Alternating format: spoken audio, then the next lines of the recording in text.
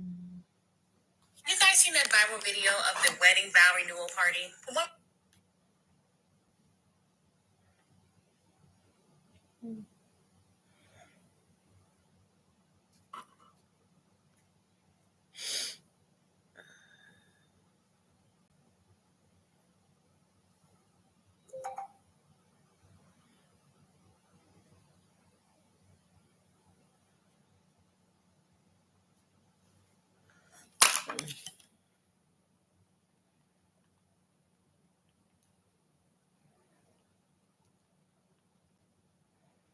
Hey y'all.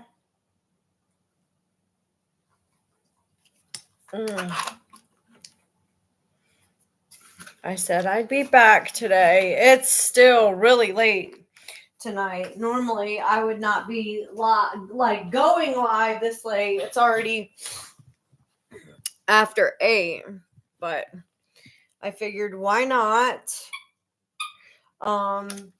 I wanted for us to, number one, watch the rest of that live that Gypsy did yesterday, because there were a couple of sections in the video that I wanted to have a discussion about. So I saved the couple portions of that video that I wanted to just chat about. Oh my gosh, my robot. This thing is pissing me off. What's everybody doing?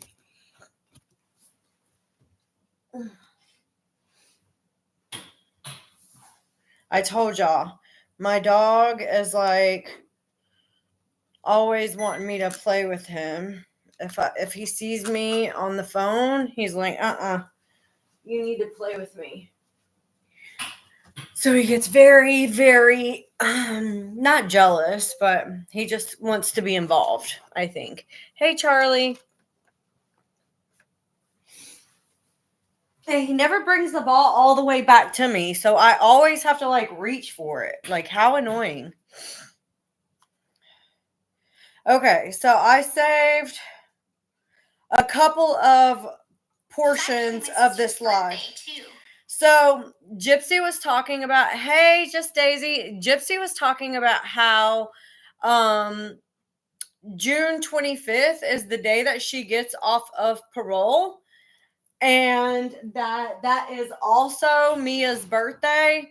And I just want to say that I think that Mia is probably like, why do I have to share everything with her?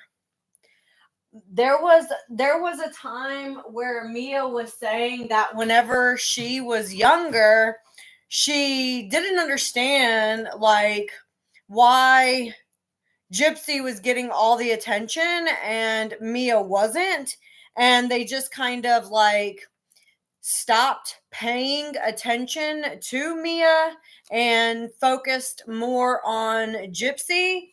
And Mia can't even have a fucking birthday without something being about Gypsy. Even her parole is coinciding with her birthday. And I just want to say that I feel so sad for Mia that she has to share anything with Gypsy, because I personally feel like Gypsy does not deserve to be included in any of the family functions. And I know that might sound a little harsh, but she's a convicted murderer, I feel like my personal opinion, this is my personal opinion, but my personal opinion, if my son or my daughter did anything to, say, my husband, even though I'm not married anymore, but thank you, Allison, if my son or my daughter killed their father, I would not allow them to be around the rest of the family. And I don't think that their family would allow them to be around the family either. It feels to me like they overlook a lot of things because she's bringing attention and money to the family, and they're enabling this negative pattern of behavior. And I, for one, think that it's diabolical. Like, I would hate to have to share my birthday with someone who murdered their mom getting off of parole. Like, I don't know. It would just, for me, it would create a little bit of resentment. And I can feel that Mia is a little resentful as well. She may not always show it because I think that she's trying to put on like a really good face, and she's trying to be responsible, she's trying to be respectful, and I do believe that she wanted to try to have a relationship with her sister Gypsy and like get to know her and all of that. But there's a lot that comes with being involved with Gypsy. And I think um, the more everyone sees like all the negative shit that they have to endure to have a relationship with her, I think the more everyone is going to start fading into the background. I don't think that they're going to continue to want to have a relationship with her. I also think that they're going to start seeing some of these dangerous behavior patterns, and that it almost looked like Ken was concerned in some of these lives where Gypsy and Ken were doing live with Aurora. It looked like he was concerned about like Gypsy holding the baby. You could see it in his face. He's like, he was scared a little bit.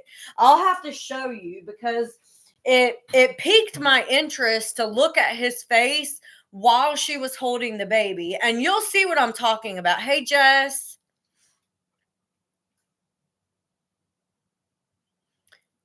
Yeah, I think she was too. It always sounds like Mia's annoyed to like have to be included in anything.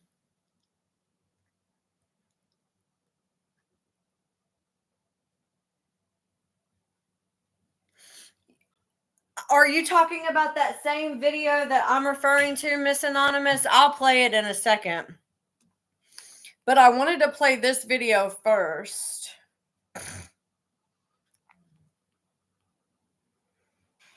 This one. Combo. So it is Catwalking by Charlotte Tilbury, and I also use the Maybelline ink crayon. Yeah, that's what I'm talking about too. Thank you. I think they stopped falling a lot. Exactly. Like I want to like maintain the weight, but also like just because like I've lost weight does not mean that like I'm toned. So I want you to remember when everyone was asking her about how she lost the weight. No, Charlie, it's not. When everyone was asking her like how she lost the weight, she acted so shocked, like she had no idea how the weight was coming off. Blah blah blah, whatever. She had absolutely no clue. And now all of a sudden she's trying to show like a fitness routine. It just doesn't make sense. I think she's grasping at straws to try to stay relevant, and she's trying to do anything that people ask about. Like, people were asking about her makeup, so all of a sudden she's posting videos about her makeup. People were asking about her, how she lost weight, so now she thinks that she can be, a fitness influencer. And it's like, you could do this. Like, she could do this. But the fact is that this is performative. It's not like what she's actually doing in her real life. She's lying to everyone about how she lost the weight because everyone seems to think that she's on Ozempic. I don't know if that is true or not, but what I do know is that her microdeletion caused her to have failure to thrive, which was the reason why she was given the feeding tube. Even at her grown ass age, she was still using the feeding tube because she didn't like eating a lot of foods.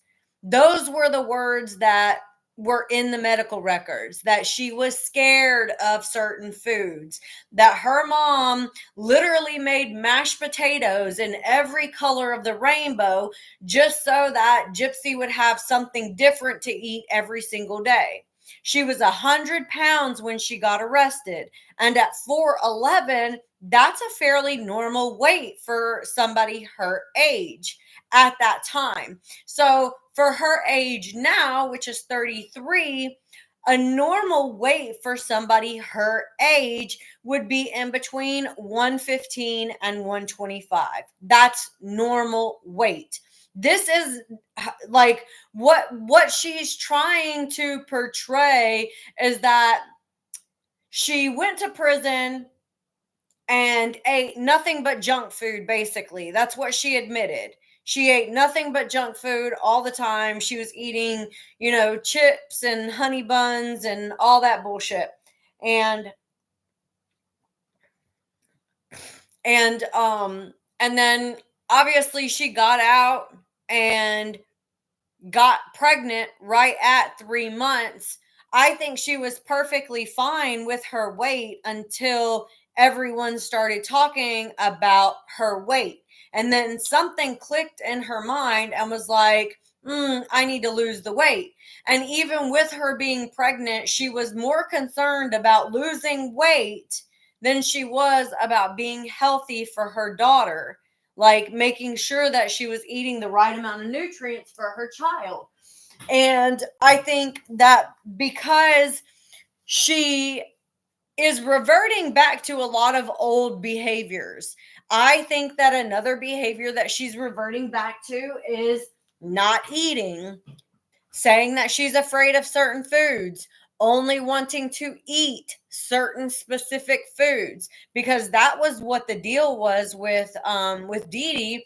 She was only wanting to eat certain foods. Yeah, I do agree that she probably had body dysmorphia too. Yeah, and her mom cooked all the time.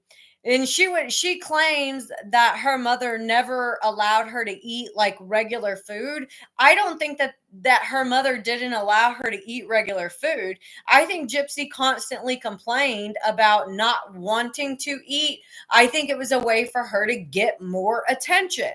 If Gypsy's not eating, her mother's gonna fawn over her and be concerned and try to force her to eat. You know what it's like having a sick kid. Even for a few days, you know what it's like having a sick child. You're catering to them all the time because you want to make sure that they're okay, that they're comfortable, that they're eating, that they're, not running a fever, whatever. So you're always doing things for the child to make sure that they're comfortable when they're sick. And this became a lifelong thing. I do, Susie. I do think that her walking funny has something to do with her muscles. I don't think it had anything to do with the shoes. Exactly, Sarah. You go into nurture mode. And I think that her mom was consistently in nurture mode because Gypsy wouldn't allow her to do anything else. I mean, imagine if Dee Dee had like gone out and met a man. That would have taken all the attention off of Gypsy.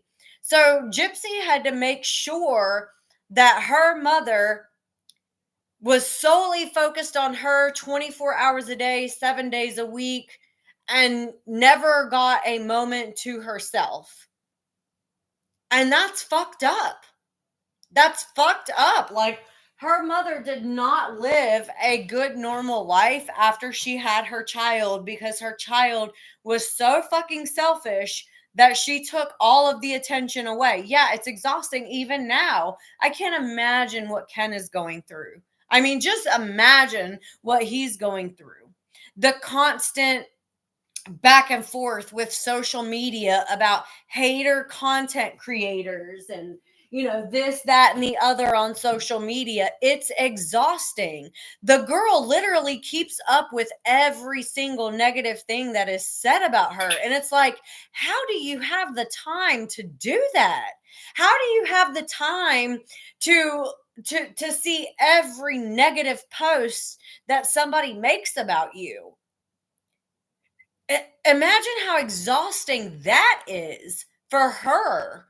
Like, why do you care so much about what other people are saying about you? Just let them say it and live your life. Yeah, I don't think that that's going to last very long, Sarah. I don't think it's going to last very long where people are like waiting on her hand and foot. I mean, yeah, it's one thing when you're pregnant to get a little more attention and a little more pampering and a little more, waiting on you hand and foot. And of course, with a newborn, you do need a little bit more hands on deck. But I don't think it's gonna take long before people are like, she's a grown ass fucking adult. She needs to take care of herself. Like, put your big girl panties on and do this shit. I'm tired of you making excuses for why you can't do anything. It's basically weaponized incompetence. Do you know what that is? They talk about it with men a lot. And that's what she's doing. She's weaponizing her incompetence with everyone. It's a manipulation tactic so that she doesn't have to do anything herself. Let me just pretend that I don't know how, and somebody will do it for me. Oh, yeah, you can.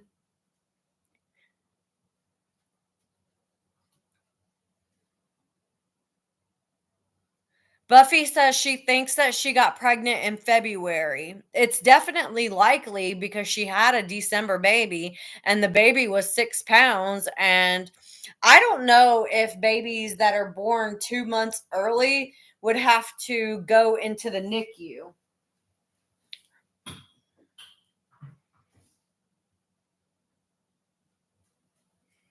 Yeah, she probably couldn't eat.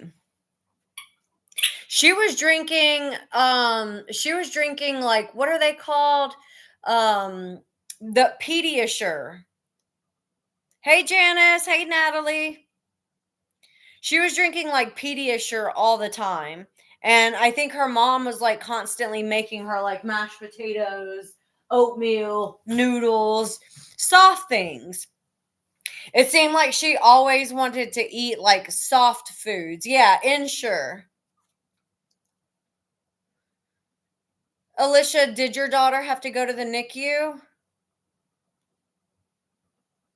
My both of my kids are December babies, and I got pregnant with both of them like end of February, beginning of March. Hey Pearl. Yes, learned helplessness. Yes, and she uses it to manipulate other people. And she does it well, but she can't continue to stay like that forever. I mean, at some point they're going to be like, okay, you've been out of prison for going on a year and a half, you have a baby, you need to start learning how to do things on your own. Like, they're going to have to hold her accountable at some point. They can't continue to allow her to live this way, especially with a newborn baby.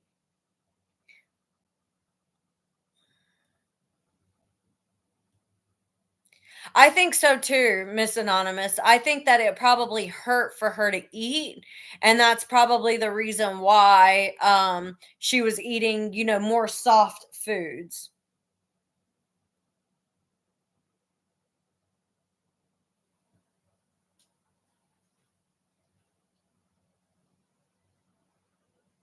I did catch that, Natalie, and I wondered why she said good morning and it's like 4:30. If it's 4:30 in the afternoon, why are you saying good morning? I didn't understand that.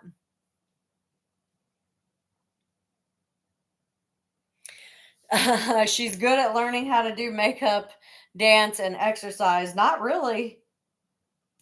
I was saying the other day, if she had come out and actually like started her channel with like learn with Gypsy and actually took the time to learn how to do something. You know how Selena Selena Gomez did Selena and Chef, and she wasn't like the best cook, but she recorded the whole show and basically learned how to cook during COVID.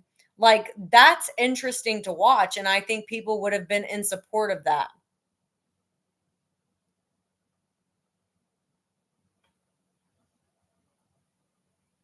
She said that she was eating uh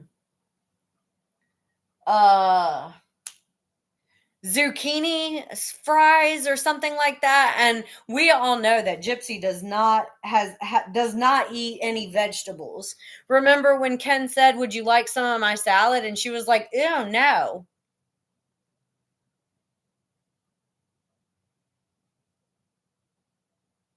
Yes, the applesauce during pregnant. Well, if you look at the crime photos, there was a whole cupboard of applesauce in her home. Like, they had a ton of applesauce at the house. So her starting to eat applesauce wasn't new because she got pregnant.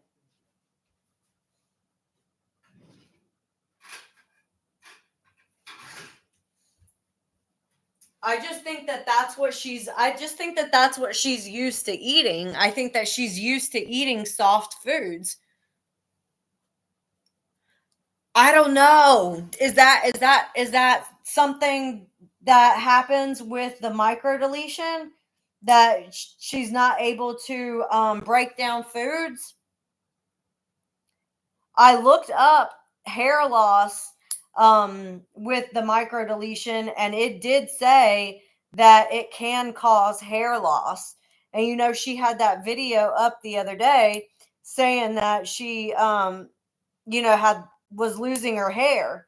And somebody made a video that I scrolled past today, and they were like pointing out the same thing, that it's possible that she's going to go back to the shaved head because her hair's falling out.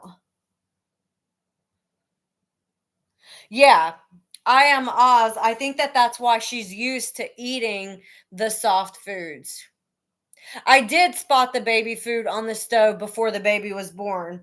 I think Gypsy eats baby food. She even mentioned it to Ken whenever they were doing like the baby food that baby food video, remember? Where she was like feeding him baby food or whatever. And she mentioned that banana was her favorite or something like that.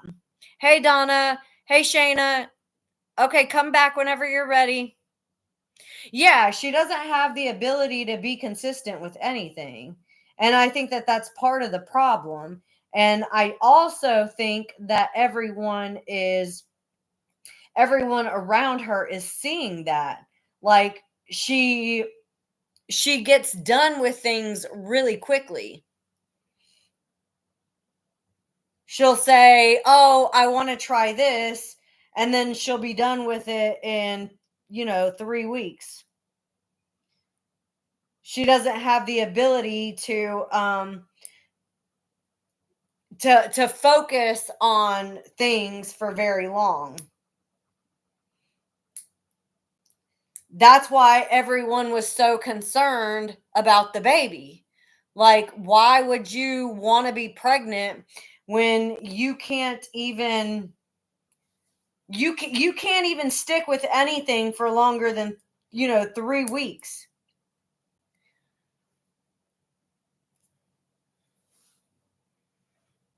Her mom let her eat solids for sure. She was eating solids.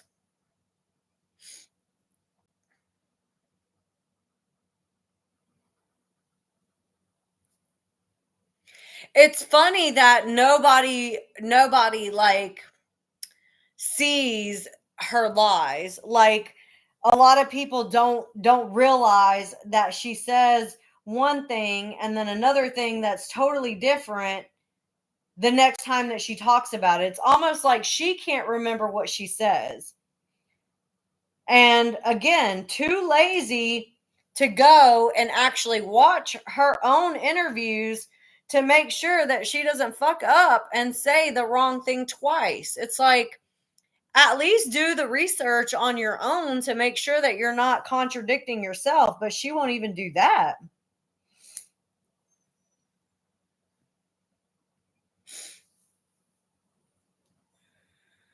Yeah, I do think that she's searching for identity. She doesn't know who she is. And I understand that. We've all been through that. And it can be hard to find your identity when you're in the public and people scrutinize you. But it's like, she didn't have to put herself in the public. She could have gotten out of prison, faded into the background, and figured herself out. She could have taken the time to do that, but she didn't, because she and the rest of her family was so concerned with money. And if they were smart, they would have told her, like, when you get out of prison, you're going to have a lot of attention on you. It would be wise to make sure that you have a solid career plan in place to cash in on the situation for as long as possible. Like, if you're going to make money on it, at least be smart about it, at least be smart. Like I was saying the other day, if she had gotten out and actually done the advocacy work that she claimed she wanted to do, people would not be so upset with her right now. Yeah, she would still have some people that, didn't trust her and that sort of thing. But if she had actually gotten out and done what she said she was going to do, she would have had a lot more support. Plus, it would have been an easy way for her to create a career for herself in the advocacy space, Yeah. But she wants the attention so bad that she can't fathom doing anything for anyone else because she's so self-serving. Everything she does is to benefit herself. She can't even imagine going to speak in front of a crowd of people and talking about anything that would be helpful to anyone other than herself. Yes, you can talk about your experience, but you can also talk about different things to help prevent people from falling into the same patterns that you have. It doesn't always have to be like your negative experiences. You can empower people, talk about what helped you get through the tough times, people that helped you, that sort of thing. But again, she doesn't want to do anything that is going to benefit anyone but her. Yeah, she does have a very fragile ego. She pretends that, she thinks that she's all that. And it's weird because narcissists do it. It's kind of crazy how narcissists are, because they have really big egos, but at the same time, even though they have really big egos, their egos are very fragile. So they can't take criticism. They can't they don't understand how to self-improve, and any type of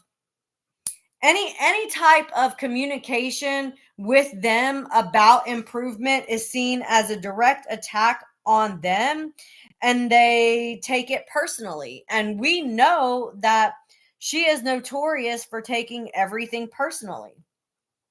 She can't accept any sort of feedback about anything. And that's what's sad, because it's like, You have the platform. If I had a platform of 9 million followers, you guys, there would be so much that I could do with that. And she doesn't care. She just wants it to feed her ego. She just loves the attention. Since she's been out, what has she done on her social media page that benefited anyone else? Anyone? I don't think I've seen one post on her page that benefited anyone in the last year and, you know, December, January, February, March, April, the last year and 4 months. I haven't seen one post on her page that benefited anyone. And she claims, oh, well, I can't advocate because I can't talk to felons. Girl, you do not need to talk to felons in order to be able to advocate. You can advocate and go speak to regular, normal fucking people that don't have any criminal history. I don't understand the disconnect there. You know, like, what's the disconnect telling her that she has to, be able to talk to felons in order to do prison reform? I'm not understanding the disconnect there. And that's why she doesn't allow any negative comments, period. Thank you, Becky, for the follow. Of course, everything she does is always, there's always an excuse for something. She really shouldn't be on social media at all. And I think that there's a way for us to like band together to get her off. Somebody said that it was against TikTok's guidelines for convicted violent criminals to be on the app. And I think if we're able to like email TikTok support and prove that she is a violent offender, that we would be able to get her off the app. But it needs to be more than one person. You know what I'm saying? Like, it needs to be a slew of us all at once flooding their email, showing them that she's a violent criminal. I think she should have stayed in prison, is what I think, Natalie. I don't think that Gypsy Rose should have been allowed to be out in the free world. Jennifer, as long as she's able to post minute-long videos, she's able to monetize. I don't know anything about her not being able to monetize. Do you know who said that?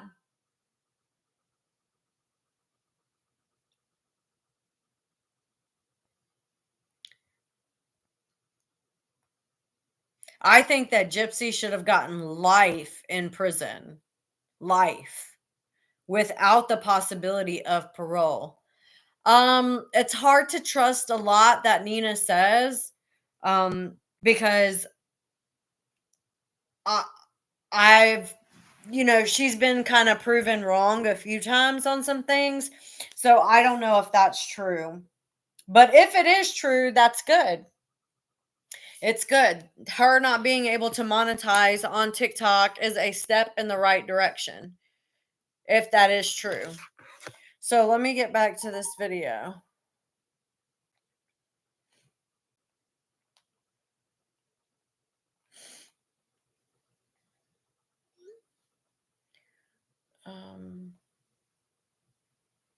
She's actually my sister's birthday too. Hold on.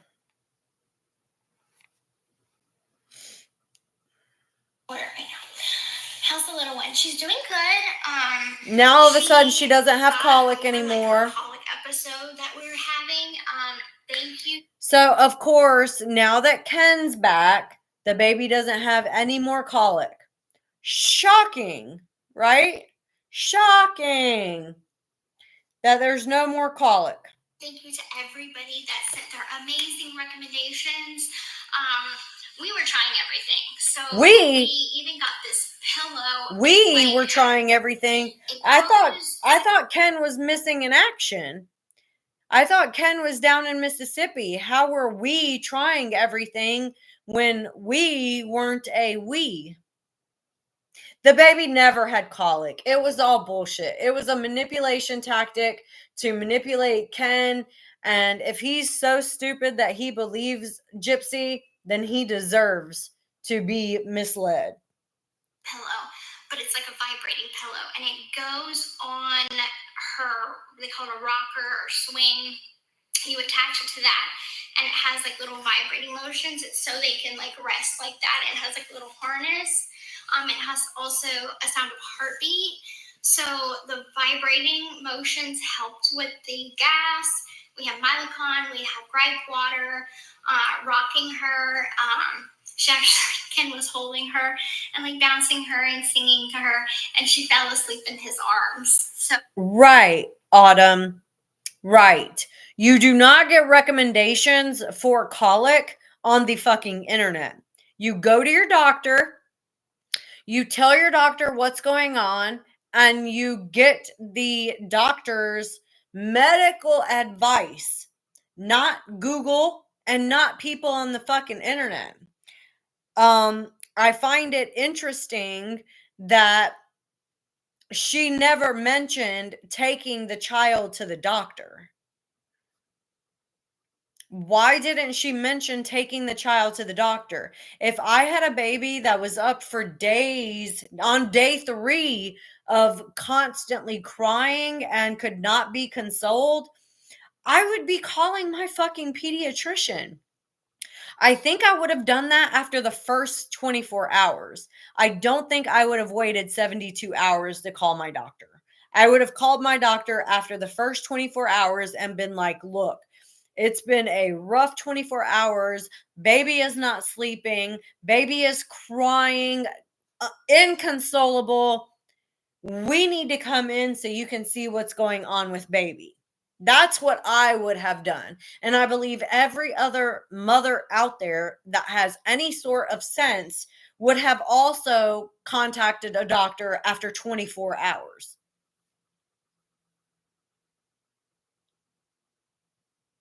I think that that's what Gypsy said as well, that they had changed Aurora's formula. She said that they changed her formula back at the beginning of March. So it could be that she's using a past situation to continue to get attention for it now. You know what I mean? It could be that the baby did, in fact, have colic when she was talking about it in March. However, it's probably not true today. Because how did you get all the recommendations and it just magically disappear within 2 days?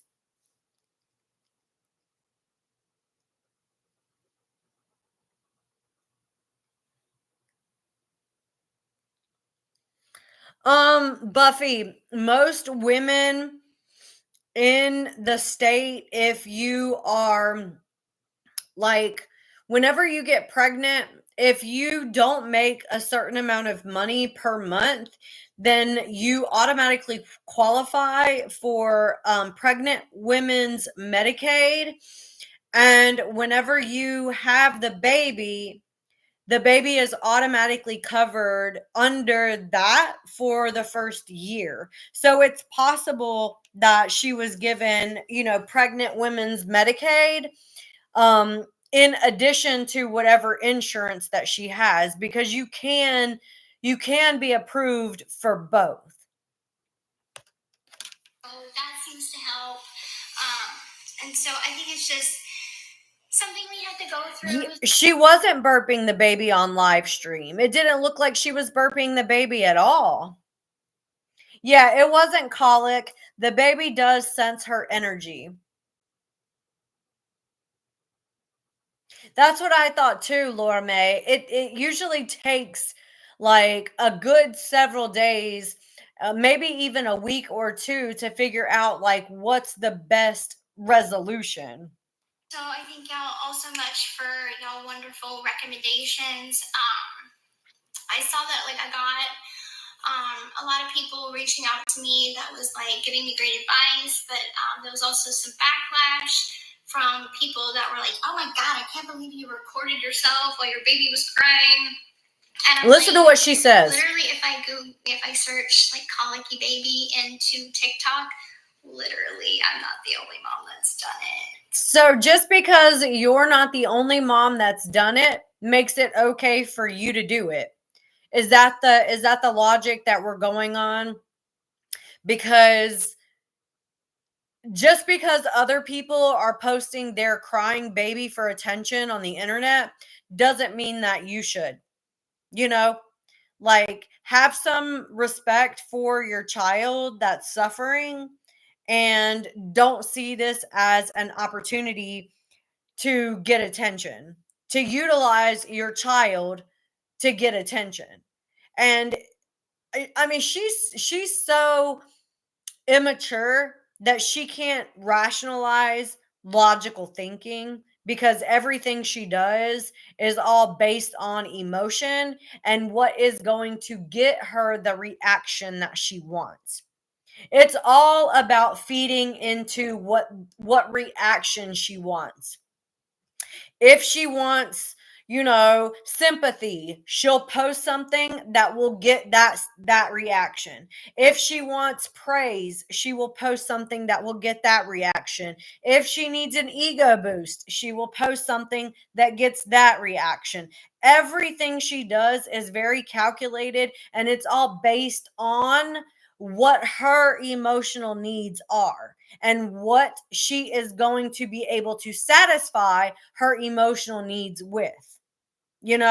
She says, "I'm not looking for validation from people on the internet," but that's exactly what she's doing. Completely. Listen, I'm not the only one. So I think it was just like, for me, it was no other reason other than like, hey, I'm a new mom. I don't know what's happening.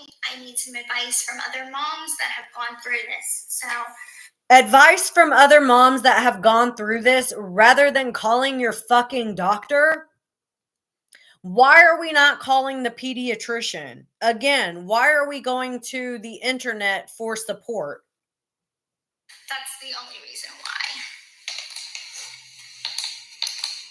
And then I kind of see like, I feel like I get criticized so much. I wonder why, Gypsy. Maybe it's because you murdered your mother. Me being a mom, and I guess that's just what it comes with being in the public eye. But like, I'm literally doing the best that I can. You're doing the best that you can. I bet your mom felt the same way, Gypsy. I bet your mom felt the exact same way. I bet she did everything that she could under the sun to feel like she was doing the best that she could to ensure that you, her daughter, was given every opportunity that she could give you. And yet you fucking killed her. You fucking killed her.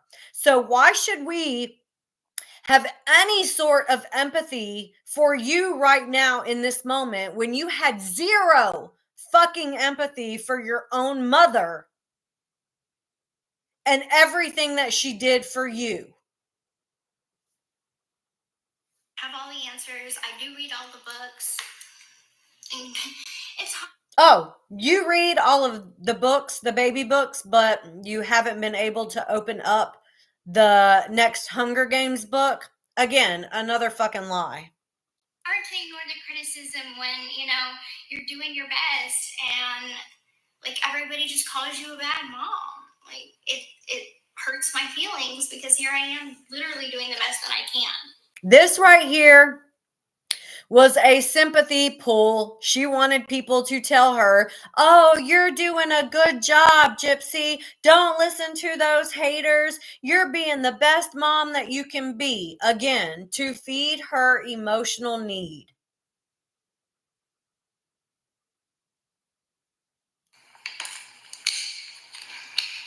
Hey, Ray. And hey, Janie. My best is all I could give, right? I try. Prank. No, it's TikTok full of nosy people. Yeah, that too. How can you call everyone on TikTok nosy when you literally put your life out there for everyone to dissect? I will say it again. If I did not want people having commentary on me and the things that I do, I would not put my life online. I would scroll and that would be it.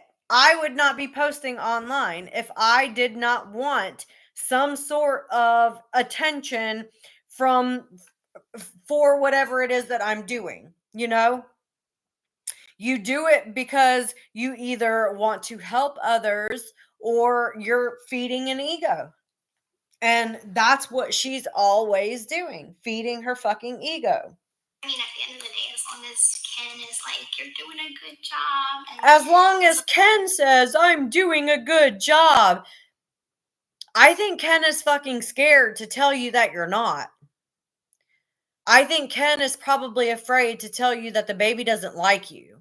I think that Ken is probably afraid to be honest and realistic about your inexperience being not only frustrating for him, but also frustrating for the baby. Yeah, she acts like we're, knocking on her door, coming into her home and harassing her. Like, bitch, you put your life on the fucking internet. You have cameras following you around because you wanted to be famous. And this is the price.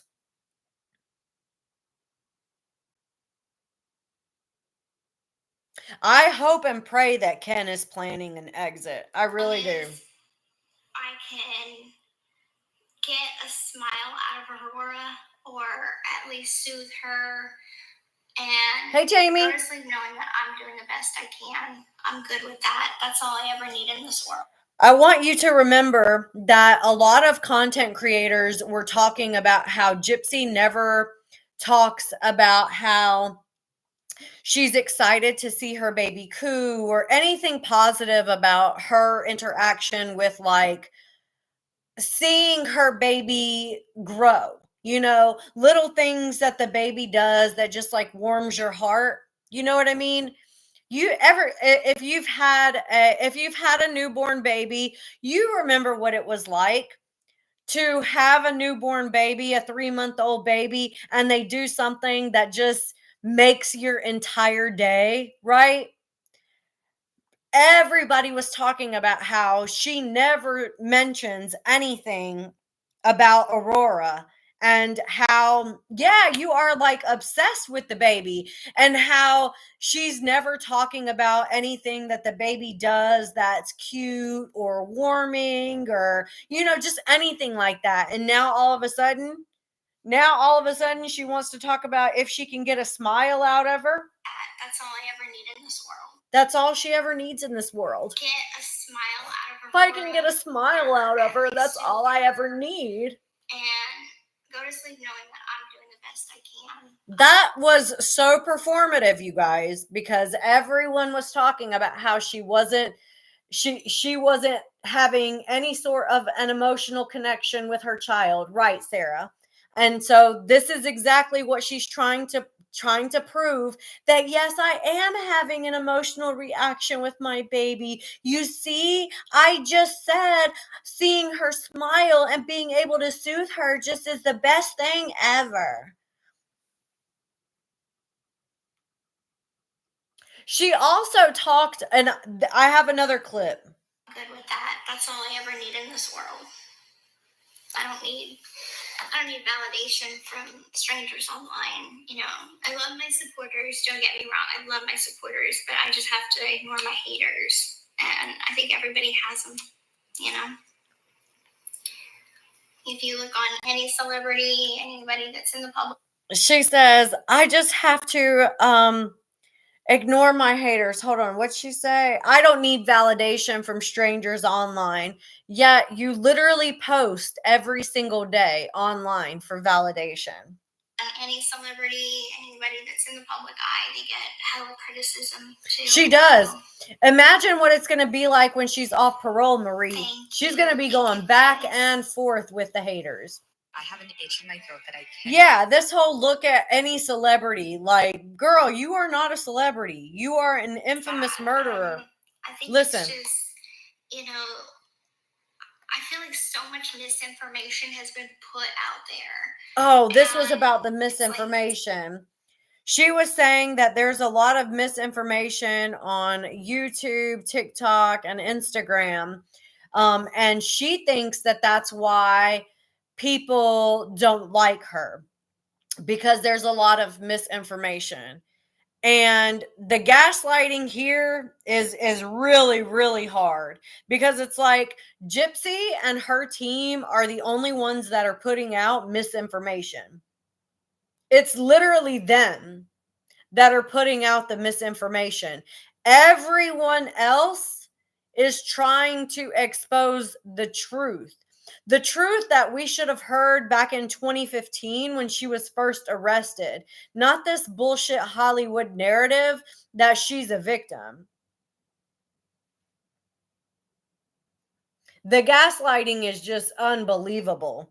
It's like her gaslighting gets worse and worse and worse as time goes on. I can't imagine what the gaslighting is going to be like once she actually gets off of parole and she doesn't have like the fear of going back to prison in her head anymore. Not that she couldn't be charged with a new crime and, go back to prison, but in her mind, parole is what is kind of keeping her having good behavior, I guess is the best way to say it. I don't know about that, Karen. That's a really good question, though. Karen says, didn't Lifetime contract require her to post so often? I hear they are getting ready to film season 3. I don't know if people would even watch season 3. It doesn't seem like very many people were watching season 2. Oh, she kept saying on this live that if everybody wanted a season 3, that we needed to watch season 2.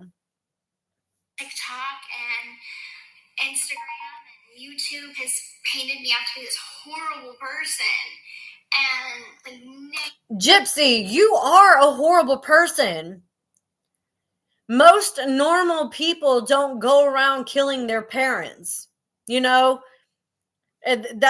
very far and few between when somebody actually unalives their own parent. So it's safe to say that you're one of the shittiest people alive. That's so fair to say that you're not a good person. You are a horrible person. You are a villain. You unalived your own mother. Like, who does that? Who does that? Even the worst of the worst of the worst people who have been abused still don't unalive their mother or their father. You know what they do, Gypsy? They leave. They leave. They leave when they're an adult and they're fed up with the abuse. 18, 19, 20, 21, 22, 23. 5 years as an adult.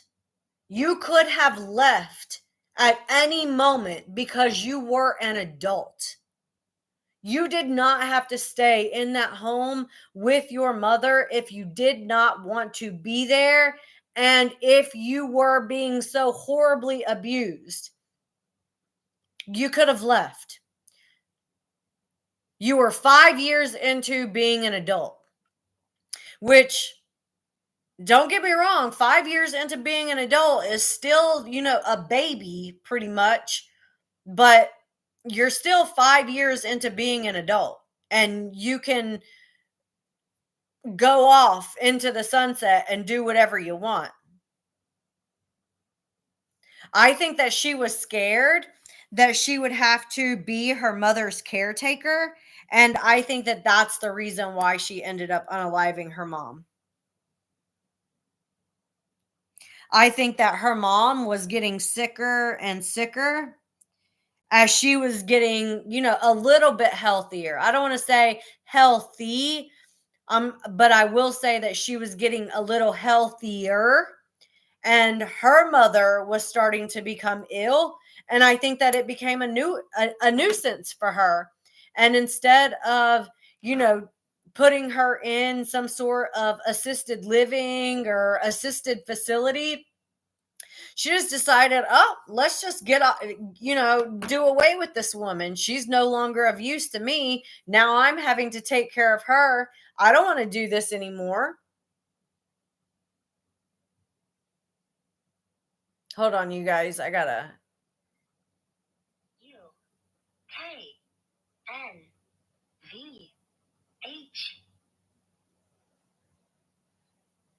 verify this thing. Right. I remember that too, Janie. In I think it was in the prison confessions, she said, I didn't know how much longer she was going to live. She or something like she could have lived to be 70, and I didn't have that kind of time or something like that.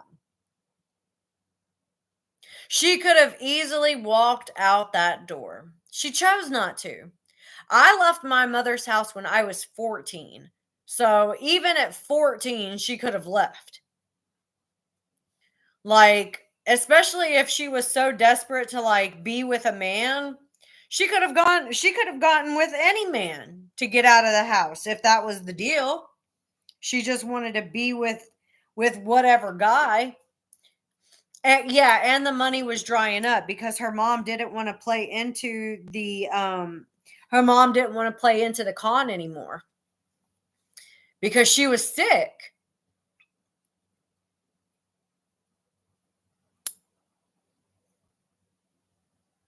Oh yeah, you're right, Ondina. Ondina says the problem is she couldn't get help for her mother because then it would be who's going to take care of her daughter. She knew the fraud would have been exposed. That's so true. So basically, her unaliving her mother was the easiest solution to not being outed for the fraud, basically.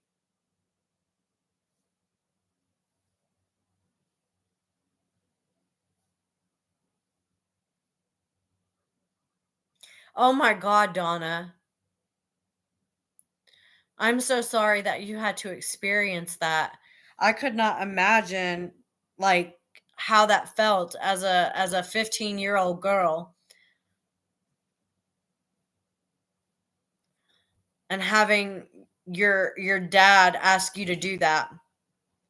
How scared you were, how emotional that was. That sounds so incredibly traumatic.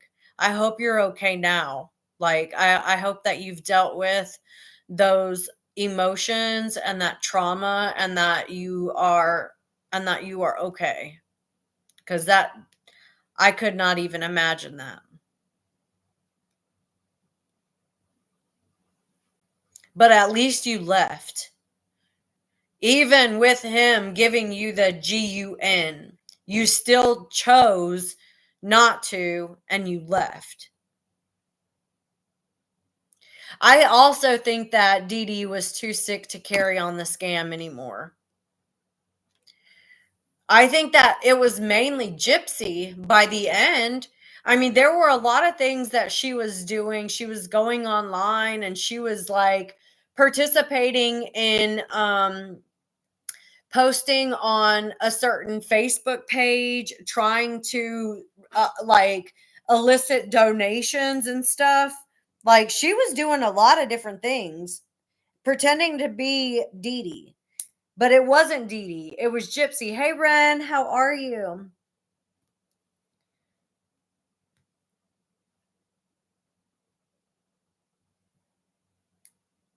That sounds so traumatic, Donna.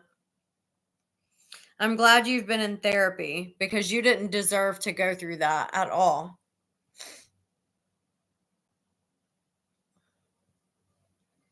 Our parents are supposed to be the ones to protect us, not cause us trauma. But unfortunately, a lot of our parents do cause us a lot of trauma. And I think that that's why a lot of us really related to this case, because we've all experienced some sort of trauma within our home life. And none of us, you know, unalived our parents. Even though there was a lot of trauma, none of us chose that option. We all chose to leave. Exactly, Ren. She's still panhandling. Yeah, I think everyone is interested in this case for different reasons. And I think a lot of us are interested in it because of our own trauma. We relate to it in some way. I know I related to it in some way because I could not imagine all the trauma that I had experienced at the hands of my mother. And even with everything that I experienced with my mom, I still never once thought about, oh, let me KIIL her.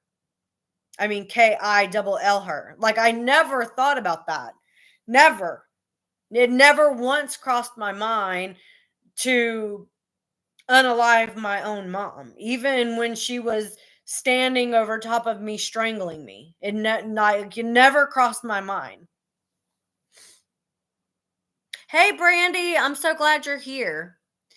And I think a lot of us relate to it because we don't understand how she did what she did, how she doesn't have any remorse, and why people look up to her. I think that those are the three reasons why this case interested me so much.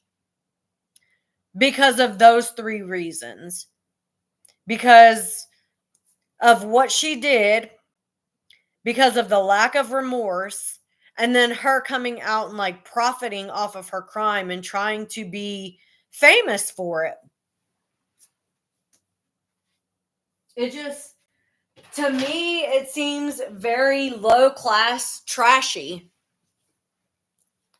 Like it's screaming, I'm I'm trashy and I'm going to try to make money off of this for as long as I can. Hey, Jeannie from Kentucky.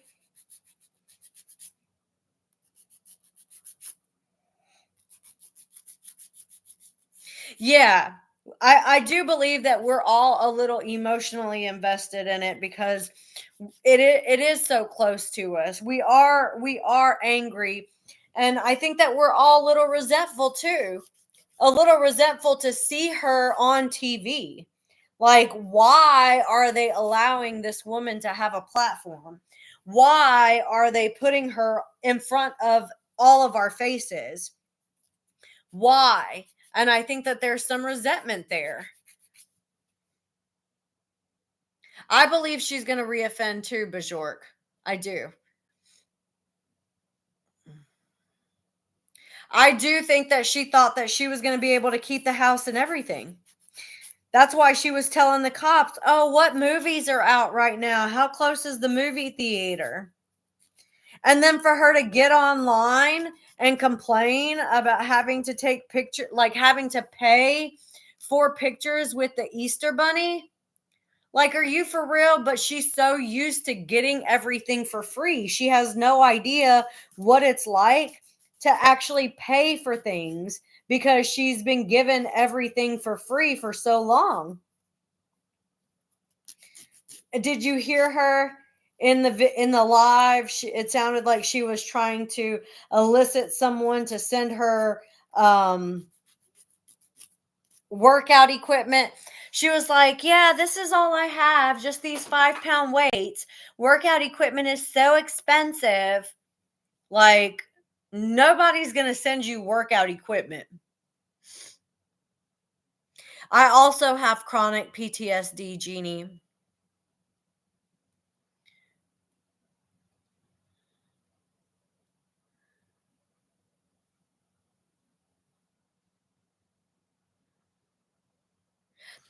Twin, I think that that's the reason why maybe the baby was having colicky episodes. So somebody said that when they were watching the live, the baby was crying, and she said to Ken, the baby needs a bottle. There is half a bottle already made. And Ken said he would just make a new one. And she was like, oh, yeah, go ahead, make a new one. So it sounded like to me like she was feeding the baby old milk. And you can't do that.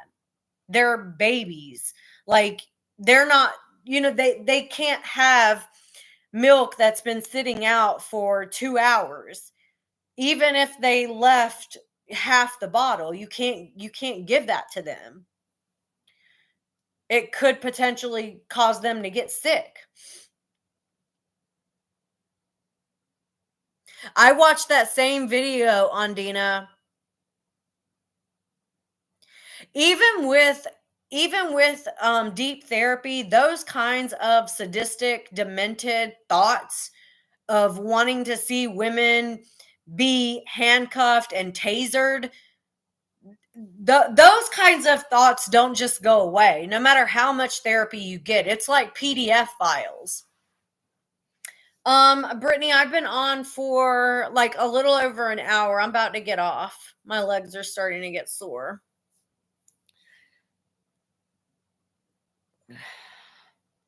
I'll be back tomorrow though. Tomorrow I'll come on like earlier. It was kind of late when I got on. I wanted to come on at 7:30, but I didn't get home from getting my nails done until almost 7 o'clock. So I had to eat, I had to shower, I had to do all the things. So I was running way behind. I do think that Ken is taking care of the baby a lot. A lot whenever he's home and Gypsy is there with the baby.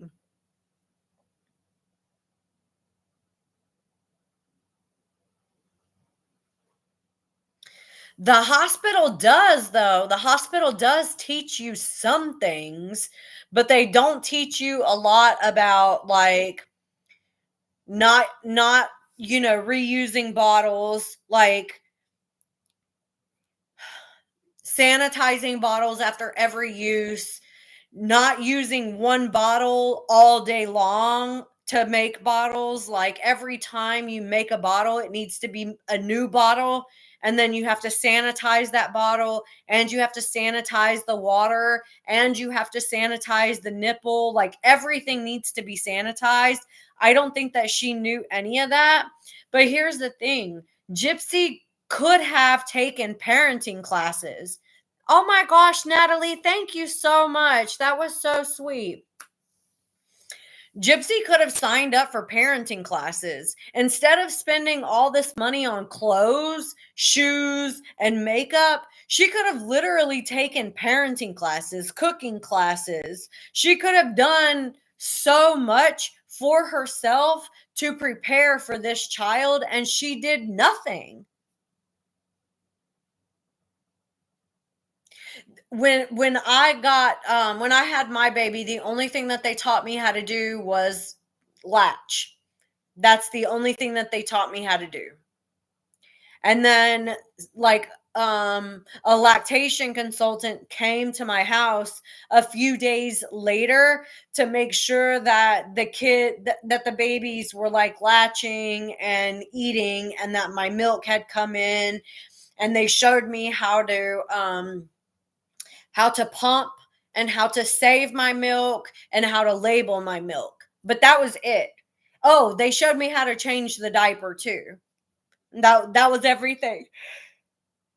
Oh, that was all they taught me. Everything else I had to figure out on my own. Alexa, off. And remember, back then we didn't really have access to the internet. The internet was just, I mean, yeah, we had access, but I don't think everyone had computers in their homes between 2005 and 2008. I think computers in every home started to become a little bit more familiar around 2010, 2011. I had to learn everything on my own. The baby treats Gypsy like a stranger.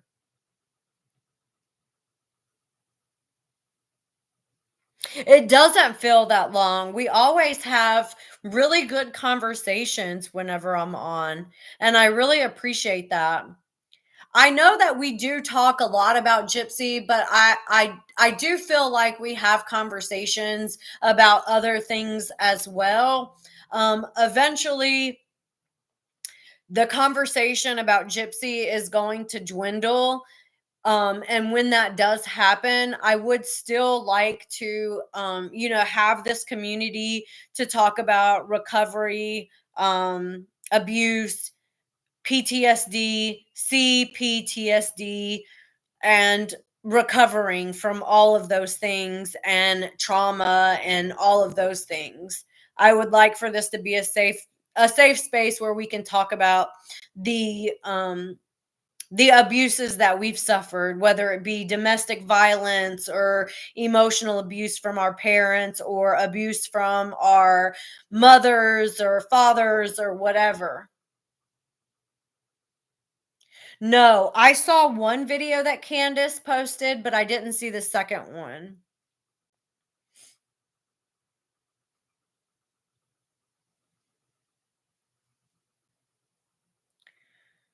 I want to eventually, what I would like to do eventually is I would like to turn my channel into a positive place for victims to feel safe, to communicate about the things that they have gone through.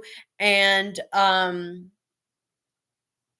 I personally would like to reach and speak to teenagers about getting involved with romantic partners and domestic violence.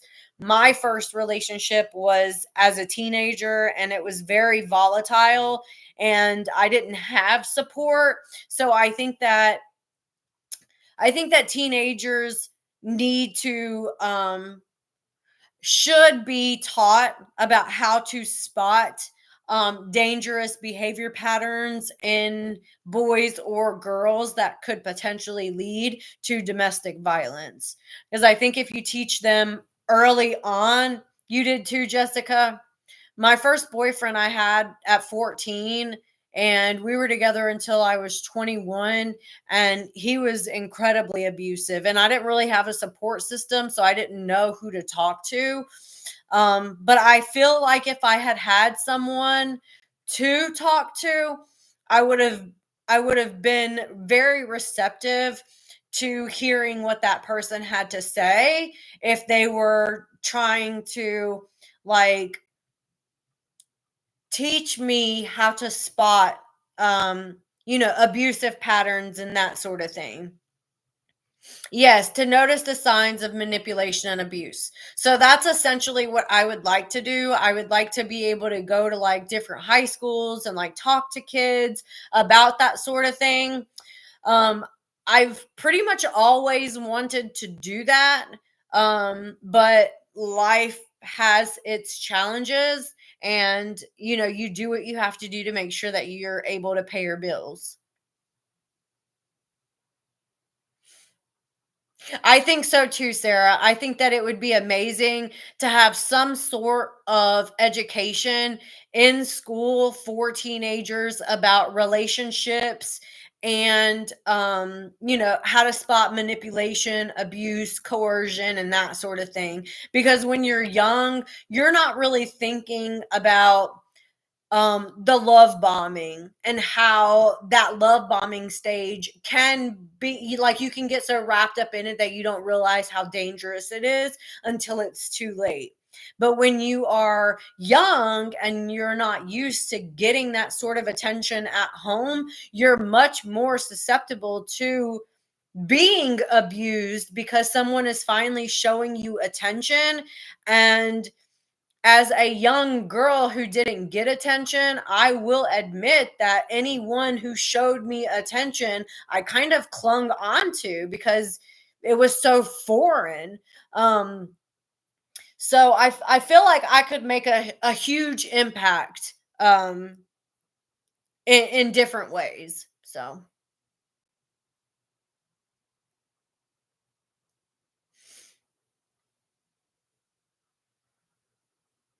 I didn't realize until I didn't realize what was going on until several years later.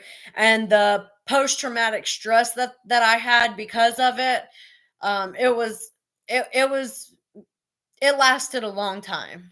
It did.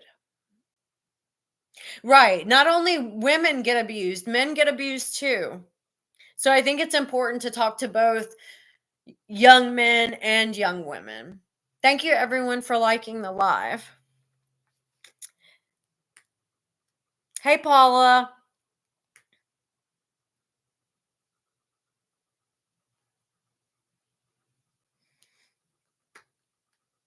I think human psychology would be a good class to have in school as well. It's so weird that we're not taught this sort of thing. We're not taught how to interact with others. We're not taught about relationships. We're not taught about psychology. We're not taught about all the basic things that we need to interact with other humans. Like, I think that being able to interact with other humans is more important than fucking math skills and social studies and world history. Like, yeah, that stuff is important, but a lot of it we're not going to utilize. And if you think about it, we're always going to be in some sort of a relationship with someone. So whether that's coworkers, family, friends, we're always going to be in relationship with someone. So I think that relationship conversation is very important to teach people how to maneuver in relationships and have healthy relationships, how to spot people that are safe and how to spot people that are not safe. Because when you grow up in a home that is chaotic and stressful, you're not being taught how to spot safe people because you're in a home with people that are not safe. You're growing up with people that are not safe, people that are using drugs, people that are drinking, people that are violent. So it would be nice to be able to share all of these experiences and help people find what they need in human relationship early on, so we can avoid some of the problems that we have because we just don't know. I think that's a good idea too, understanding different people's personalities. Right, Pearl. We're trying to raise awareness and prevent people from becoming victims. I love astrology. Yeah, you can be abused at work as well. Thank you, Dazed and Confused. Oh, Paula, that would be an awesome idea. You should DM me. Um,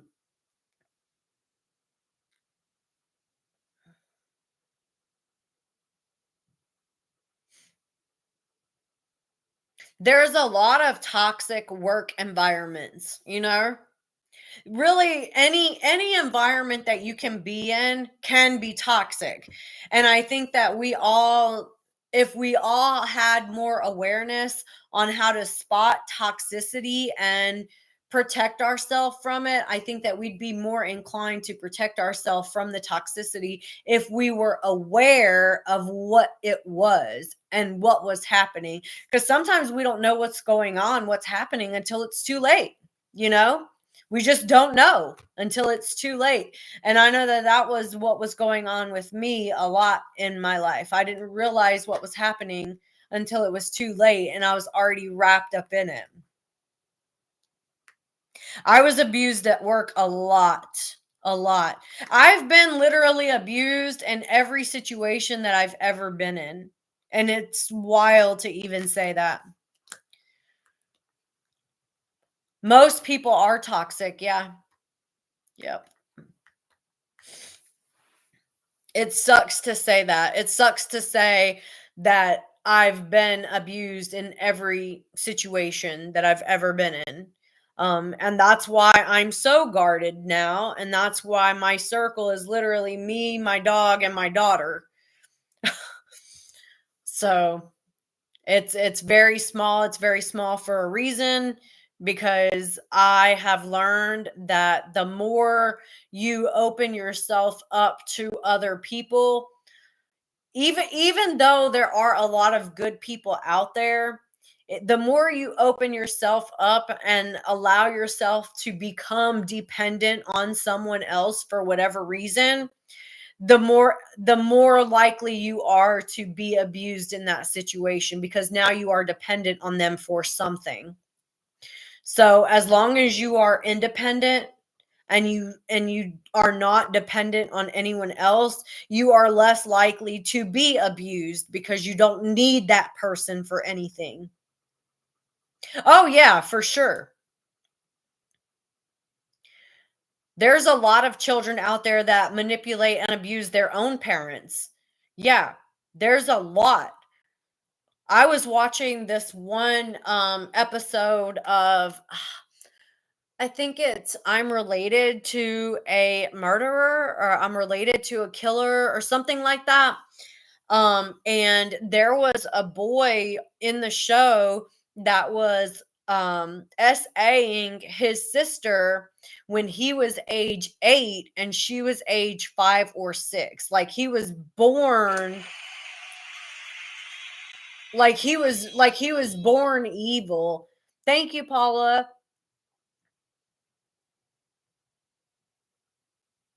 Oh, I don't know if you have her blocked, how you can stop the notifications. She has me blocked, so I don't know.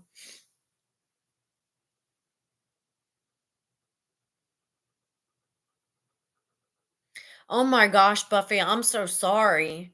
I can't imagine like driving to work and praying to get into an accident just so I wouldn't have to go to work. I can't imagine what that environment was like, and I'm so glad you're not there anymore, because your life matters.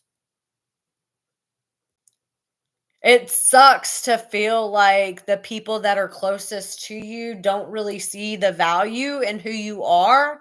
And I think that that's more because they don't see the value in themselves, you know?